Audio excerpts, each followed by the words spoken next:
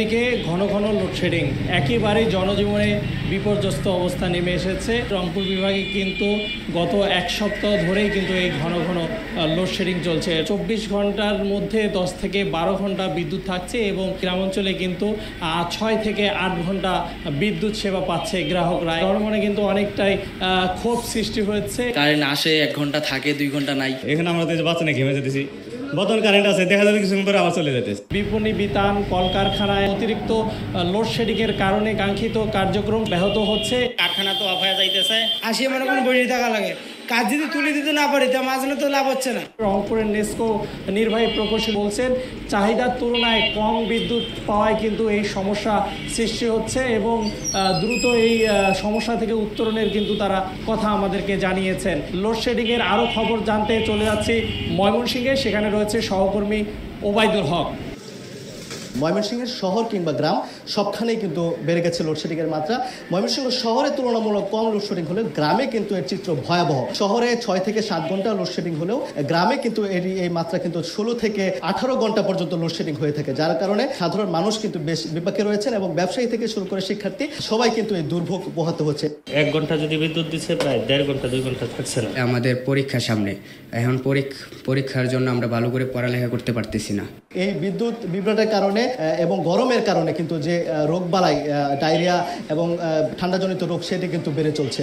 সব মিলিয়ে ময়মনসিংহের লোডশেডিংয়ের পরিস্থিতি কিন্তু ক্রমে ভয়াবহের দিকে যাচ্ছে। যে চাহিদা, সেই চাহিদার অর্ধেকও কিন্তু পূরণ করতে পারছে না। আমরা এখন চলে যাব খুলনায়, সেখানে পরিস্থিতি জানাবেন আমাদের সহকর্মী আব্দুল্লাহ মামুন রুবেল। গত 15 দিনের আগের তুলনায় খুলনা অঞ্চলে বিদ্যুতের লোডশেডিং বেড়েছে বেশ কিছুটা, বিশেষ করে পল্লী বিদ্যুৎ সমিতির আওতাধীন খুলনার উপজেলাগুলোতে এবং প্রত্যন্ত অঞ্চলে এই লোডশেডিংয়ের পরিমাণ বেশ কিছুটা বেড়েছে। যদিও পল্লী বিদ্যুৎ সমিতি বা বিদ্যুৎ বিভাগের পক্ষ থেকে দাবি করা হচ্ছে লোডশেডিংয়ের পরিমাণ একেবারেই সামান্য, তবে এলাকায় এসে বাস্তব চিত্র একেবারেই ভিন্ন পাওয়া গেছে।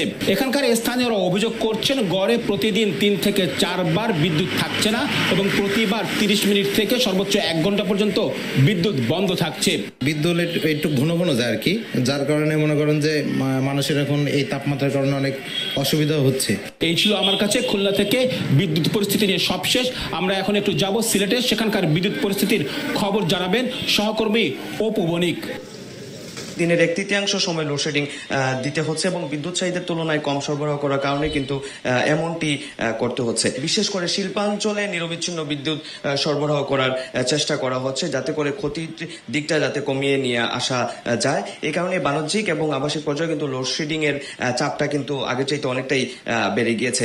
প্রতিদিন দেখা গেছে আপনার 9 থেকে 10 ঘন্টা বিদ্যুৎ লোডশেডিং হয়। লেখাপড়া তো হয়ই না লোডশেডিং এর কারণে, যে গরমে পড়ছে গরমে থাকা যায় না।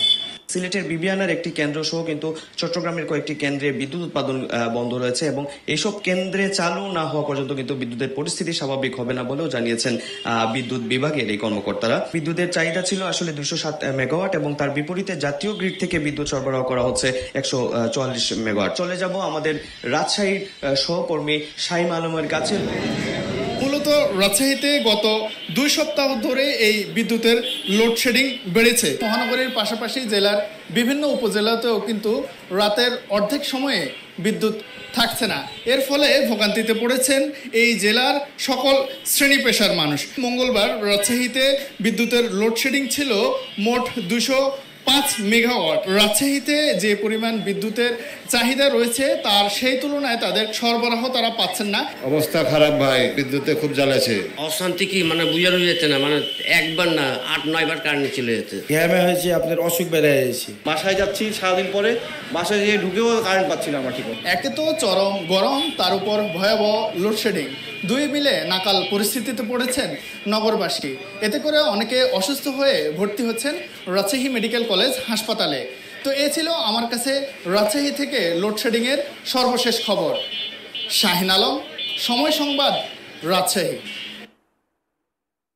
Hi, my name is Ovia Singh and I am a TEDx speaker. Speaking at TEDx became possible after I...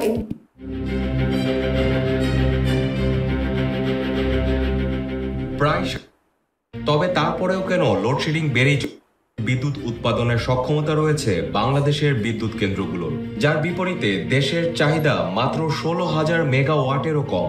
তবে তারপরেও কেন লোডশেডিং বেড়েই চলেছে? গত 3 দিন ধরে বাড়ছে লোডশেডিং। ঢাকার বাইরের কিছু এলাকায় এবং গ্রামাঞ্চলে 8 থেকে 10 ঘন্টা বিদ্যুৎ পাচ্ছে না সাধারণ মানুষ। কেবল সোমবারেই গড়ে 2000 মেগাওয়াটের বেশি লোডশেডিং করতে হয়েছে।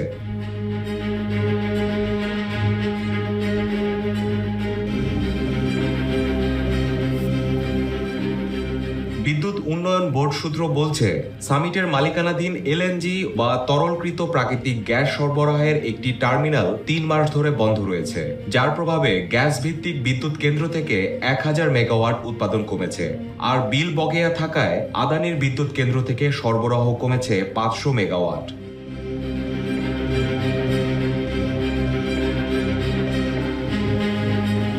বেসরকারি খাতে তেল চালিত বিদ্যুৎ কেন্দ্র থেকেও সর্বোচ্চ চাহিদায় উৎপাদন করা যাচ্ছে না, তাই ঘাটতি পূরণে লোডশেডিং করতে হচ্ছে।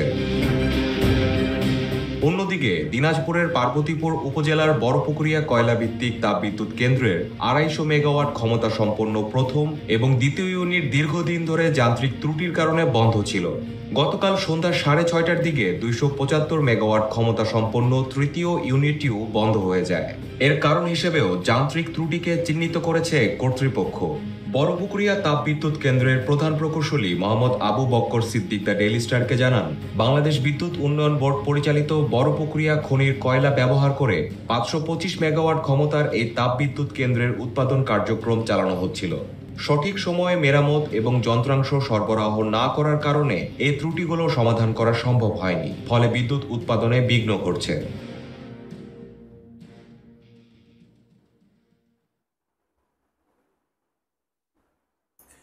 তো বন্ধুরা, শুনলেন বাংলাদেশিদের মুখে, বাংলাদেশের মিডিয়া যে কি হচ্ছে, বিদ্যুৎ কেন থাকছে না।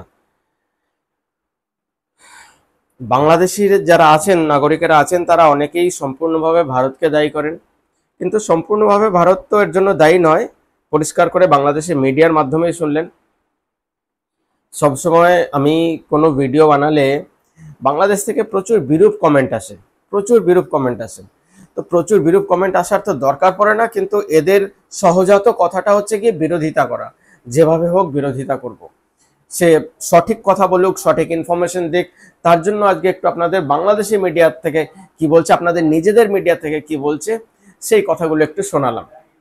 নাহলে এগুলো শোনানোর দরকার ছিল না, নাহলে যেমন আমি বলি সেভাবেই বলতাম।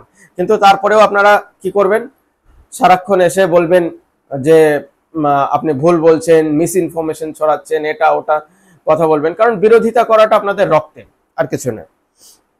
আর একজন মালাউনকে বিরোধিতা করবেন, এটা তো সঠিক কথাই, এটা তো স্বাভাবিক, কোনো অসুবিধা নেই। যাই হোক, আপনাদের গল্প আপনাদেরকেই শোনালাম। আপনারা নিজেরাই প্রত্যেক দিন তার মধ্যে রয়েছেন, তারপরেও বিরোধিতা করাটা আপনাদের কারণ অনেকেই ভিডিও দেখতেও পাচ্ছেন না। আমি যে ভিডিও করছি অনেকে দেখতেই পাচ্ছেন না, কিন্তু আমি যেখানে থাকছি সেখানে 1 মিনিটে, দিনে 1 মিনিটও লোডশেডিং হয় না। এটা ভাবুন, আর কম্পেয়ার করুন আপনার সঙ্গে। কার সরকার ভালো, কাদের সরকার ভালো, সেটা একবার ভেবে দেখুন। আমি যেখানে থাকছি, যে দেশে থাকছি, সেখানে 1 মিনিটও লোডশেডিং হয় না, 1 মিনিটের জন্যও নয়। তাহলে সেই দিক থেকে দেখে আপনারা নিশ্চয়ই বুঝতে পেরে যাবেন। আর আপনারা খবর নিন চারদিক থেকে যে হ্যাঁ, এরকম কি হয় যে ভারতে লোডশেডিং হয় না। হ্যাঁ, আমি যেখানে থাকছি লোডশেডিং হয় না। যাই হোক বন্ধুরা, আপনাদেরকে একটাই কথা বলবো, বিরোধিতা করার আগে নিজের দিকে একবার তাকিয়ে বিরোধিতা করুন। কি কথাটা বলছি, ফ্যাক্টের উপরে বিরোধিতা করুন। শুধু কতগুলো মিথ্যে কথার বেসিসে বিরোধিতা না করলেই ভালো হয়। আপনারা কদিন ধরে দেখছি যে বিরাট ভারত বিরোধিতা করছেন। আপনাদের মধ্যে একটা ডিপ স্টেট তৈরি হচ্ছে। আমেরিকার বিভিন্ন সংস্থা, এনজিওর মাধ্যমে আপনাদেরকে এসব ভুল বোঝানোর চেষ্টা করছে। আপনারা ইলিশ দেবেন না, আমাদের কোনো অসুবিধা নেই। আমাদের ইলিশের কতগুলো উৎস আছে জানেন? আমরা ডাইরেক্ট সমুদ্রে গিয়ে ইলিশ পাই, গঙ্গায় ইলিশ পাই, সেই সঙ্গে সঙ্গে আমরা উড়িষ্যা চিল্কা লেক বলে একটা জায়গা আছে, সেখানে ইলিশ পাই। আপনারা হয়তো অনেকেই জানেন না, আমরা মহারাষ্ট্রের একটা অংশ থেকে ইলিশ পাই। তো আমাদের ইলিশ যথেষ্ট আছে, আমাদের ইলিশের দরকার নেই, বাংলাদেশে ইলিশের দরকার নেই।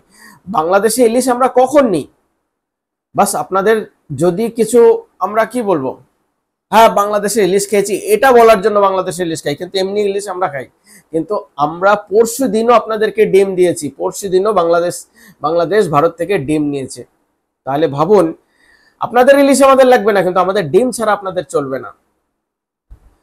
তেল বন্ধ হয়ে যাচ্ছে, অন্যান্য সামগ্রী বন্ধ হয়ে যাচ্ছে। এরপরে আদানি মাত্র 500 মেগাওয়াট নাকি ইলেকট্রিসিটি বন্ধ করে দিয়েছে। ত্রিপুরা থেকে সামান্য বন্ধ হয়েছে, তিস্তার ওদিক থেকে সামান্য কিছু বন্ধ হয়েছে। তাতেই এই অবস্থা বাংলাদেশের। যদি আদানি সম্পূর্ণ ইলেকট্রিসিটি বন্ধ করে তাহলে কি অবস্থা হবে?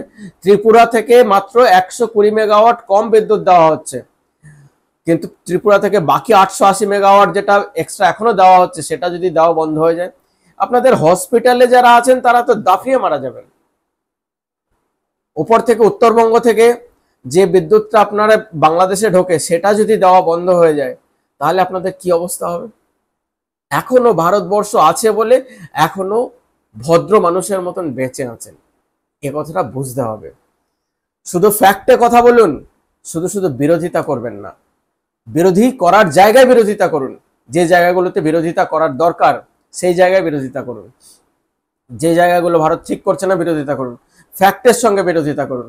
ফ্যাক্টের বাইরে গিয়ে কথা বলবেন না, প্রোপাগান্ডা ছড়াবেন না। প্রোপাগান্ডা ছড়ালে এই ধরনের ভিডিও আপনাদেরকে আবারও দেখাবো, এরকম বারবার দেখাবো। আর আপনাদের এই যারা ভিডিও করছেন দরকার হলে তাদের মুখ বন্ধ করুন। যে দেশের খবর, যেমন চীন দেশের খবর বাইরে যেতে দেয় না, আপনারাও দেশের খবর যাতে বাইরে না যেতে দেন তাদের মুখ বন্ধ করুন, তাদের গলা টিপে ধরুন, তাহলে আমরাও কথা বলতে পারবো না। আমাদের বিরোধিতা করে লাভ নেই। নমস্কার, ভালো থাকবেন আপনারা সবাই।